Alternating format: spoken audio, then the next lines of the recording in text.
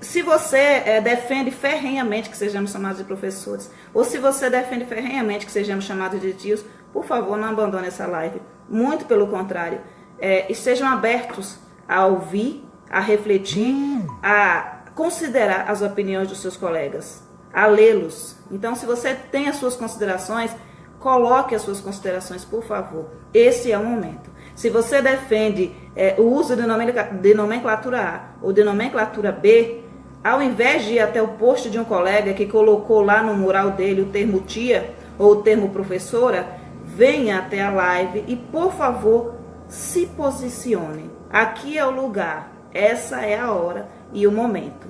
Se você está assistindo a live ao vivo, por favor, coloque-se ao vivo. Se você estiver assistindo à tarde e à noite, por favor, faça as suas colocações à tarde e à noite, mas respeitando as considerações dos seus colegas, tendo o outro como um outro ser humano e não como uma extensão da máquina. Então, quando você vem você se coloca à frente a uma discussão que é tão pertinente, sim, que é tão forte e que volta o tempo inteiro e que a gente tem que passar por cima de uma regra do grupo para poder discutir isso. Faça isso aqui, faça isso agora, tá bem? Bom dia, Ana, Viviane, Geisa. Então, prossigamos. Ponto 1 que eu gostaria de trazer para vocês aqui. As nomenclaturas, né? E daí que eu coloque para vocês, muitos colegas falam o seguinte: eu gosto que os meus alunos me chamem de tia. Eu gosto que os meus alunos me chamem de tio. Por quê? Porque é mais carinhoso, porque é mais amoroso. Eu fico extremamente tocada quando um aluno vem até mim, me dá um abraço e diz: oi, tia.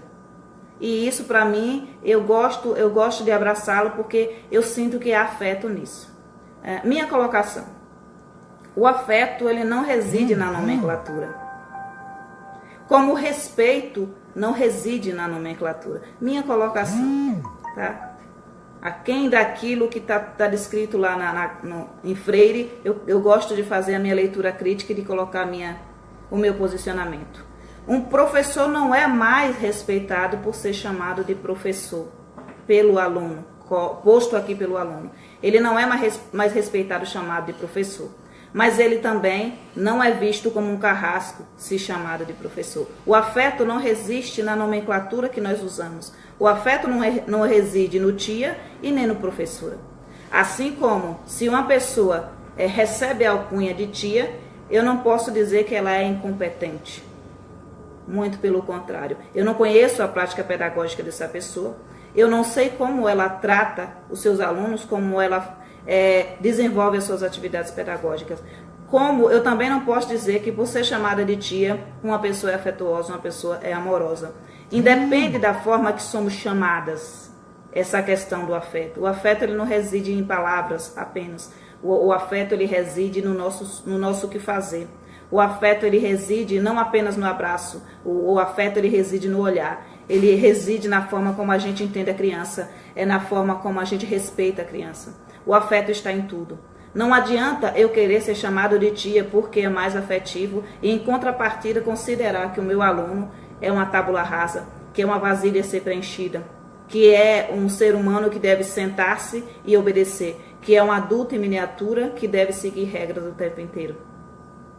Porque isso é incoerente. A criança não se sente melhor acolhida se chamar o professor de tio ou tia? O que é que vocês pensam a esse respeito? Eu não acredito que a criança se sinta mais ou menos acolhida por chamar o professor de tio ou de tia. Não. Talvez as mães sintam-se mais à vontade em deixarem os seus filhos com tias e com tios. E talvez a gente pense assim, nesse sentido, no sentido do acolhimento da mãe e não do acolhimento da criança. Para a criança é irrelevante se ela vai chamar o outro de professor, de tia ou de senhor e de senhora, como é o caso nos Estados Unidos, onde as crianças chamam de senhor e de senhora. E nem por isso a prática pedagógica é mais afetiva ou é menos afetiva. Então, assim, se a gente se apoia nessa questão de ser chamado de tia e de ser chamado de professor, simplesmente porque a gente considera que é mais afetivo e que o aluno se sente mais acolhido se chamar de tio, ou se que o aluno se sente melhor porque está dentro de um espaço que supostamente é a família dele, daí que a gente precisa rever esse nosso posicionamento. Deixa eu ver aqui os comentários das colegas. Bom dia, diretamente de Paragominas, no Pará. Deise, não gosto que meus alunos me chamem de tia, mas acho lindo quando me chamam. Mas perde um pouco o respeito, tia versus professor. Tá aí a colocação da Deise.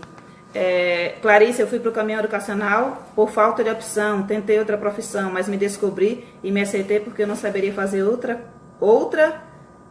coisa tão bem quanto lecionar. Lindo, Clarice, às vezes você vem e fica. Cazu, concordo, amo ser chamada de tio, o título não importa, o que importa é você saber o seu trabalho e fazer com amor. Clarice, não me vejo fora do espaço escolar. Prosseguindo aí, colega. Então, assim, eu acredito que nas nomenclaturas reside mais a questão do acolhimento à família, do acolhimento ao pai, do acolhimento à mãe, do que supostamente esse acolhimento à criança. Daí que a gente vai por outras nomenclaturas, por exemplo, e façamos aí as associações. Quando nós temos nomenclaturas, as nomenclaturas oficiais são creche, pré-escola, que é o pré-1, pré-2. Então, os documentos oficiais vêm sempre com essas nomenclaturas, creche e pré-escola. Por que que no país existe tantas nomenclaturas, a ponto de quando nós chegamos aqui, no grupo nós falamos assim, pessoal, eu gostaria de saber como é que eu posso conduzir este projeto com o Jardim 1. E daí que as colegas pensam, o que é Jardim 1? Qual é a faixa etária?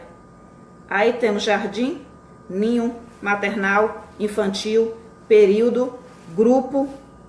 Ou seja, só aqui eu citei o que? 6 nomenclaturas. Ninho, jardim, maternal, pré-escola, grupo, período e já esqueci mais. E com certeza vocês têm infantil, 7. Vocês têm outras nomenclaturas aí pelo país. Ciclo, 8.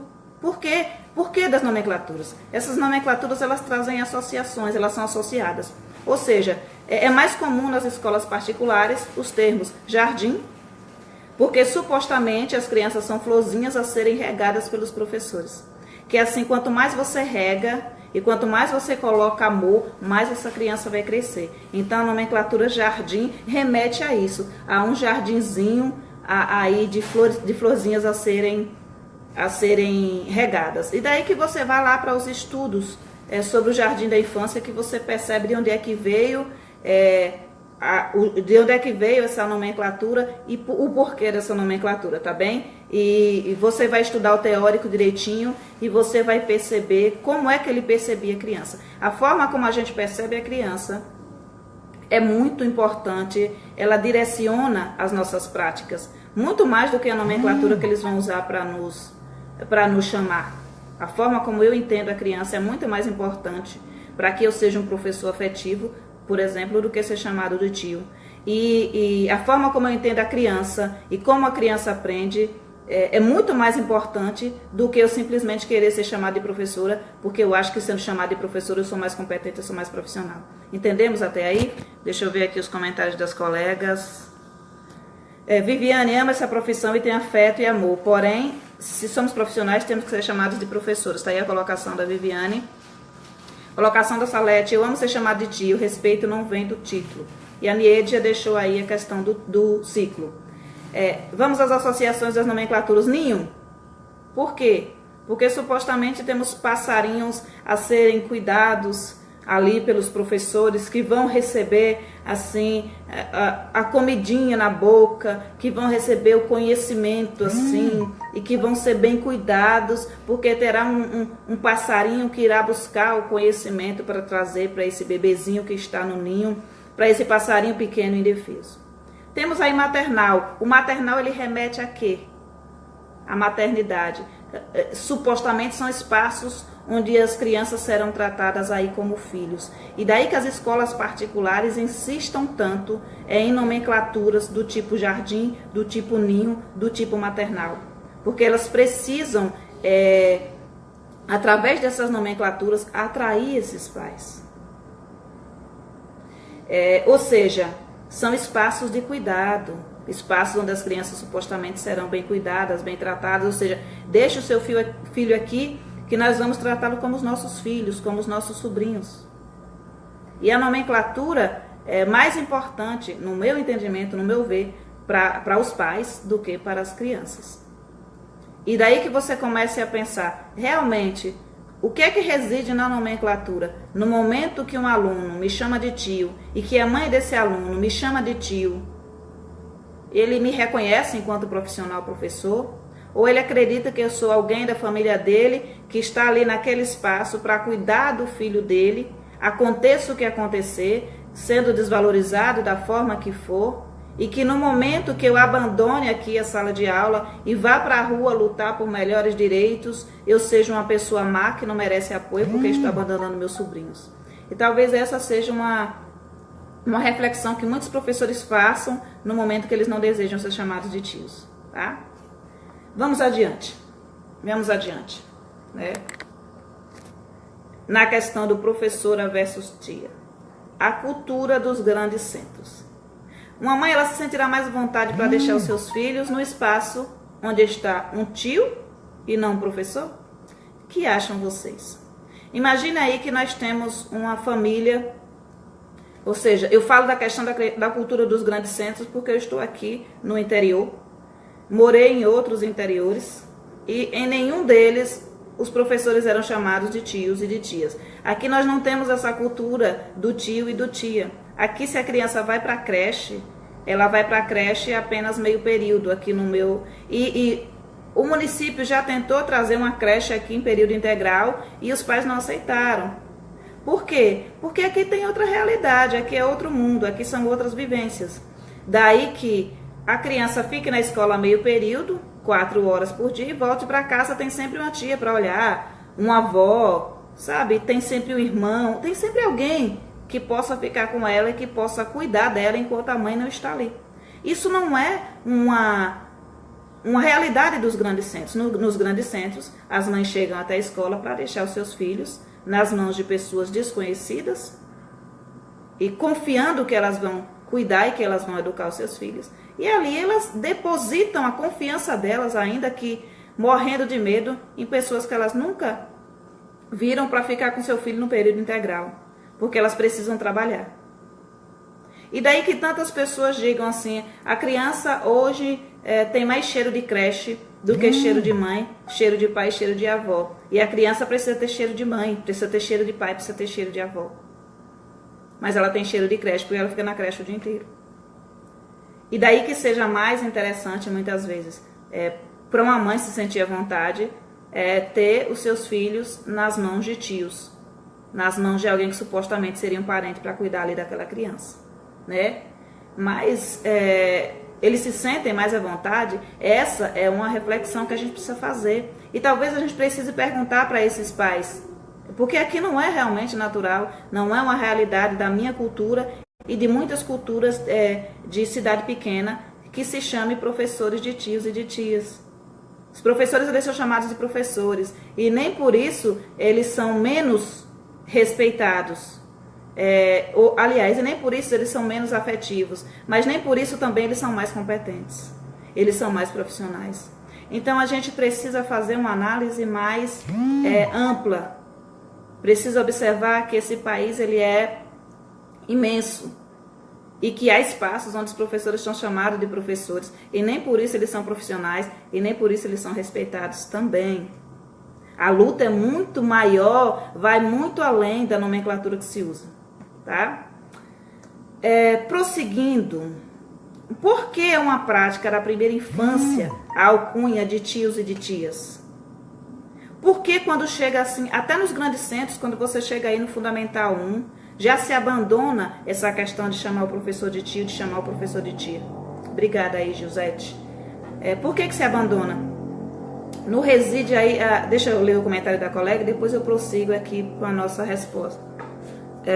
Eu te entendo, Tamires, muitos professores se preocupam com bobagem, sendo que o nosso foco é a criança. Nomenclatura não significa nada. Não é porque você é chamada de tia que vai deixar de ser professora ou deixar de ser reconhecida como profissional. Então, Tamires, a questão eu não diria não significa nada. Há algo por trás da nomenclatura sempre. Há algo por trás. Agora eu preciso saber se o que há por trás da nomenclatura é algo que eu estou fantasiando, é algo que eu estou criando ou é algo real. É dentro do meu espaço escolar, dentro da minha comunidade. Realmente os pais me veem de uma forma diferente quando eu sou chamada de tia, eles respeitam menos a minha luta, isso é algo que eu preciso observar dentro da minha comunidade. Tá? Aqui, quando chega uma criança, por exemplo, de São Paulo, da Grande São Paulo, que ela chega aqui, tão logo ela dentro na sala de aula aqui de pré ou de creche, o que é que vai acontecer? Essa criança vai chamar o professor de tio e de tia. O que vamos fazer nós quando um aluno nos chamar de tio ou de tia? Nós repreendemos de forma nenhuma. Nunca vi um professor daqui repreender um aluno porque chamou de tio ou de tia. Muito pelo contrário. À medida que esse aluno vai vendo os outros colegas chamarem de professora, ele passa a chamar de professora. Então, para a criança não há relevância no termo tia ou no termo professor, tanto faz. Tanto é que eles abandonam a nomenclatura.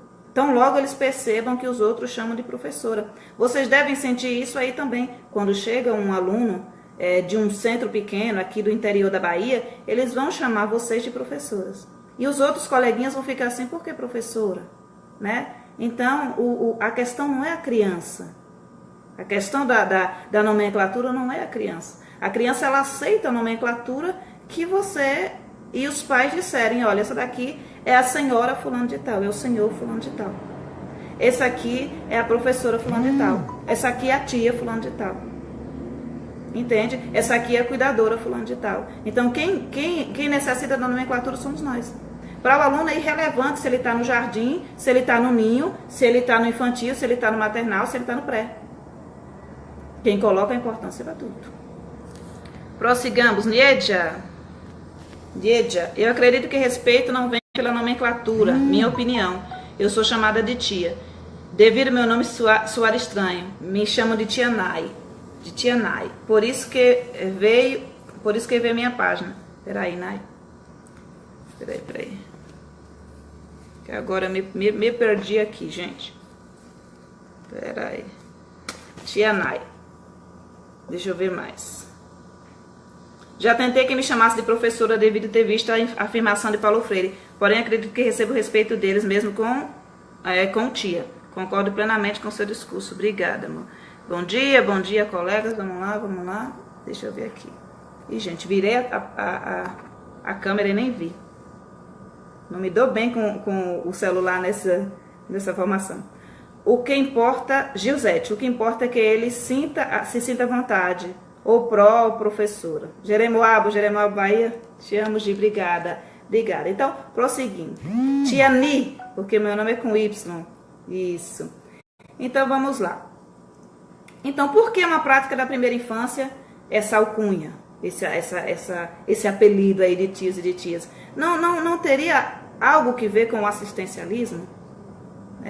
Que construções vocês fazem acerca do termo aí na primeira infância? Porque não é um termo muito comum no Fundamental 1. Supostamente a criança de 0 a 6 anos, de 0 a 5, quase 6 anos ali, ela precisa de mais cuidado.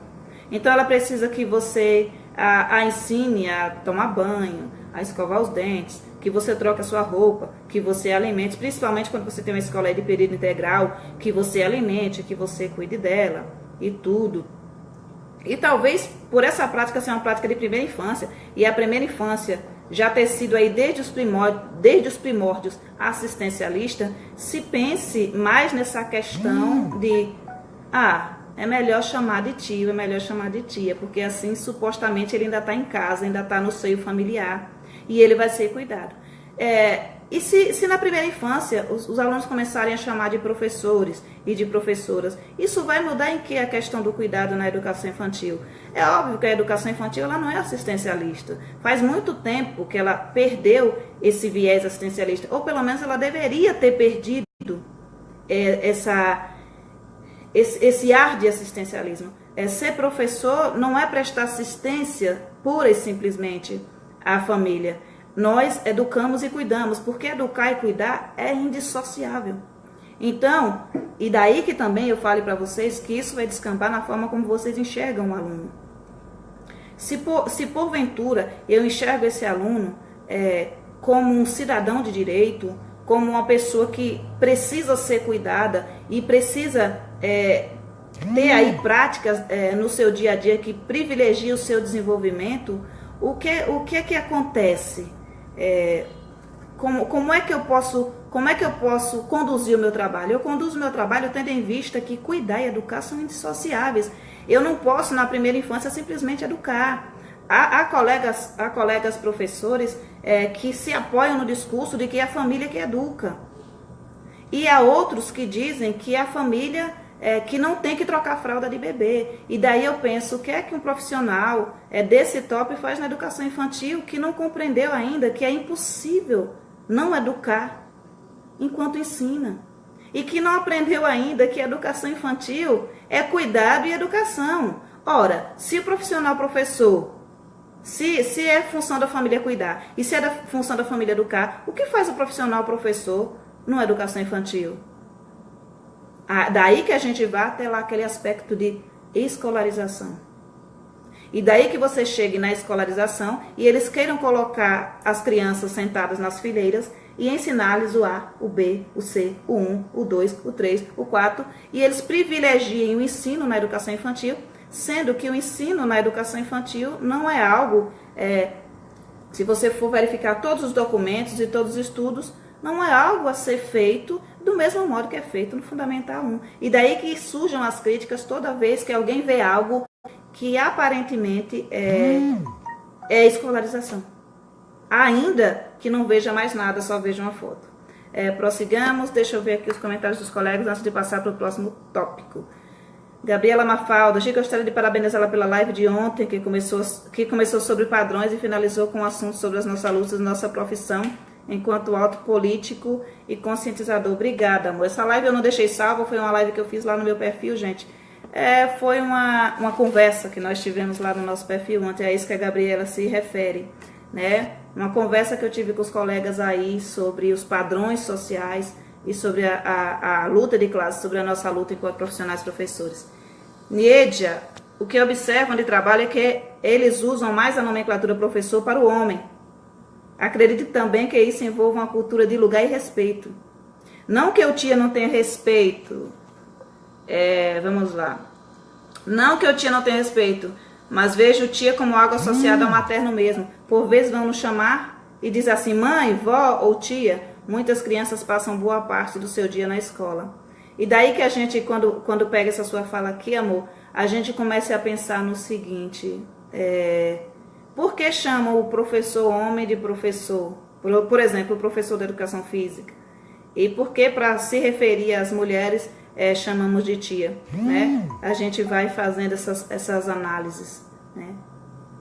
Desde os primórdios era assim. Mulher poderia sair para lecionar, porque supostamente quem cuida é a mulher, supostamente quem educa é a mulher, e quem tem que cuidar sempre é a mulher. E daí a gente já iria ir para outra discussão, que é a questão do lugar do homem na educação infantil e como o homem sofre preconceito na educação infantil. Né? Nédia, dialogam mais como nós, professores ou tias, com nós professores ou tias do que com a própria família. Exatamente, exatamente. Vamos lá. E daí que a gente chega aqui à parte final da nossa live. Vocês têm mais alguma colocação a fazer? Eu coloquei alguns tópicos. E nesse tópico eu gostaria de chamar a atenção para os colegas que defendem o discurso de Paulo Freire. Bom dia, Fernanda. Então, os colegas que defendem o discurso, aliás, defendem que sejamos chamados de tias, de professores apoiados no discurso de Paulo Freire e se dizem guiados pelo discurso do Paulo Freire. E assim, para você se dizer guiado pelo discurso do Paulo Freire, eu acho que você precisa abandonar a incoerência, porque Paulo Freire era incrivelmente coerente. Se há algo que você encontra nos escritos de Paulo Freire é coerência, e se há algo que você não encontra nos discursos do Paulo Freire é uma raivosidade irrefreada de quem pensa diferente, de quem fala diferente. Paulo Freire não era um profissional raivoso, muito pelo contrário, ele era um profissional amoroso. E Paulo Freire, ele defendia que queria ser lembrado como alguém que amou. E muitas vezes quando as pessoas vêm até o post de um colega que não pediu opinião, que não tem nada a ver, para dizer que, você está sendo chamado de tia, você está acabando com a nossa profissão, e xingar a pessoa, daí que não há coerência alguma no discurso dele, que de Paulo Freire ali não tem nada, apenas um título de um livro que ele pegou e jogou num comentário, tá? Vamos ver aqui o comentário da Sheila antes da gente ir para esse último tópico aqui. Segundo o que eu observei na publicação, não seria bom, pois tinha um vínculo familiar e há coisas que cabe somente à família. A criança pode relacionar tal familiaridade e não obedecer à sua autoridade. Daí que a gente já entre também pela questão de outro viés aí do que é autoridade, do que não é autoridade, do que é autoritarismo, do que é cerceamento de liberdade da criança, compreende? E daí também que a gente volte à concepção de infância, à concepção de educação para a primeira infância, que a gente volte à concepção de criança. O que é obedecer e o que é não obedecer. Quando eu fiz uma live aqui sobre a educação antiga, se era melhor, muitos colegas se apoiaram na fala de que antigamente era melhor porque as crianças obedeciam. Mas que obediência era essa? Era uma obediência cega? Era uma obediência por medo? Isso realmente é obedecer? Isso realmente é formar um cidadão? Quando alguém obedece a mim ou a você de forma cega, ele não está de fato obedecendo. Ele está cumprindo algo, cumprindo um combinado por ter medo das consequências que ele vai receber, do castigo que ele vai receber. Daí que seja crime bater em animais, o que é um absurdo realmente. Daí que seja agressão se você bater no adulto, mas quando você bate numa criança, isso é tido como educação. Então, se as pessoas ainda têm essa concepção do que é educação, do que é obediência, do que é autoridade, é preciso mudar essa concepção. Porque no momento que a gente muda a nossa concepção, a nossa forma de ver a criança, a gente percebe que a criança que admira, ela obedece. A criança que admira, ela reconhece a sua autoridade. E é preciso que, enquanto líder, a sua autoridade seja reconhecida e não imposta. No momento que a sua autoridade é imposta, você vai precisar da força. Se a sua autoridade não for imposta, se a criança aceita a sua autoridade, ela lhe respeita enquanto autoridade. Não importando se ela lhe chama de tia ou se ela lhe chama de professora. Se ela lhe admira, se ela admira aquilo que você é, ainda que ela queira descumprir um combinado, ela não vai fazê-lo porque ela não quer perder o seu respeito e a sua admiração. Ela vai pensar, poxa, agora eu queria sair correndo, mas aí a tia ou a professora disse que é hora da gente sentar para ficar calmo. Ela vai querer correr, mas ela não vai correr. Mas ela não vai correr porque ela está com medo de você colocá-la no caroço de milho, ou porque ela está com medo de você gritar com ela ou bater com força com a régua na cadeira. Ela não vai correr simplesmente porque você vai deixá-la sem recreio, porque você vai deixá-la sem lanche. Ela não vai correr não por medo de ser punida. Não é isso. Ela não vai correr simplesmente porque ela admira e ela respeita a sua autoridade. Ela percebe que quando você faz o seu planejamento, você pensa nela. Que quando você vai conduzir uma atividade, você não impõe a atividade. Você chega para ela e pergunta, e aí, vamos fazer isso? E se ela de repente diz assim, eu não gostaria de fazer isso, você não a força a fazer. Você encontra outra atividade para que ela se ocupe dela. E isso é você pensar a primeira infância. É você realizar um planejamento pensado para a criança. Pensado, eu vou levar essa atividade. Eu achei essa atividade top de linha, eu achei essa atividade maravilhosa. Mas assim, todos os meus alunos vão querer e os que não quiserem vão fazer o quê? E é difícil planejar nesse sentido para muitos colegas, porque a concepção de educação ainda é essa, de que o professor ensina explicando e de que o aluno aprende. E eu pego algo e coloco dentro da cabeça dessa criança. Compreende? Então, se a gente não muda a concepção de criança, se a gente não muda a forma como a gente entende, a forma como a gente vê a criança, não há o que seja feito, não há termo, não há nomenclatura que vá fazer com que a minha prática pedagógica seja uma prática afetiva. Não é sendo chamado de tia e de tia que eu estou sendo afetuoso. O afeto, como eu disse lá no princípio, não está na palavra. O afeto é algo mais profundo. Ele está até no momento que você senta-se para fazer o seu planejamento. Mas simplesmente na palavra, o afeto não está no eu te amo. O afeto, a valorização do trabalho da criança não está no lindo que você escreve na folha. Não está no lindo que você diz acerca do desenho que ela trouxe. Montessori já coloca aí sobre a questão dos prêmios e dos castigos. E eu vi uma live lá no Lá Montessori, no canal Lá Montessori, onde ele falava a respeito de como a gente elogia o trabalho da criança o tempo inteiro. Mas é um elogio vazio. Por exemplo, a criança traz o desenho que ela fez, você diz, lindo, nossa, que lindo, que espetacular, que maravilhoso. A criança vem de novo, você nem olhou o desenho direito. Nossa, que coisa mais linda, que coisa mais perfeita. Você não observa o desenho dela. E esse elogio vazio, ou uma punição, é a mesma coisa, basicamente. Porque você não está realmente, de fato, valorizando. Você está fazendo de conta e a criança percebe quando você faz de conta. Então, Paulo Freire coloca que é preciso fazer um jogo entre liberdade e autoridade. E a grande dificuldade do professor, da classe dos professores hoje em dia, é fazer esse jogo. Porque na nossa época nós não tínhamos liberdade. Nós lidávamos com uma autoridade impositiva, ou seja, o que nós tínhamos era muito autoritarismo. Então, se o professor dizia, senta e fique calado, nós sentávamos e ficávamos calados, porque nós tínhamos medo do que poderia acontecer. E medo não é respeito. Daí que muitos falem, mas antigamente os alunos respeitavam. Não, eles não respeitavam. Telefone aqui, gente. Pronto. Eles não respeitavam, pessoal, eles tinham medo. Medo é diferente, totalmente diferente de respeito. Tá bem? Ficou bem claro isso? Medo é diferente de respeito. Uma criança pode ter medo e obedecer. Uma criança que tem respeito, ela obedece por admiração, porque ela realmente respeita aquilo que você é. Então, seja você chamado de tia ou você chamado de professor, no momento que a criança olha para você e que ela percebe que você se importa com ela, que ela percebe que você valoriza o trabalho das mãos dela, que ela percebe que você valoriza e entende que ela é um cidadão de direito, ela percebe que você não cerceia a sua liberdade, mas que você cria um ambiente onde ela possa andar, onde ela possa falar, onde ela possa caminhar. E você cria atividades de estanque, onde elas possam parar, onde elas possam meditar, onde elas possam fazer uma massagem um no outro. E isso é educar para a primeira infância. Educar na primeira infância não é impor. E educar em nenhuma instância deveria ser impor. Mas